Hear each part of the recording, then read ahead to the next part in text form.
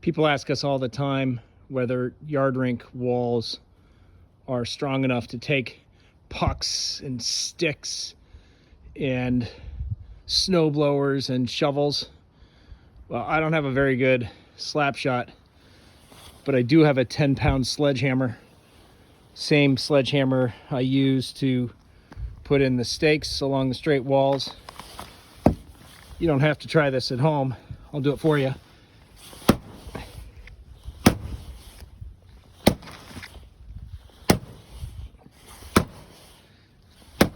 Try that with some other kits. See how that does. You know what?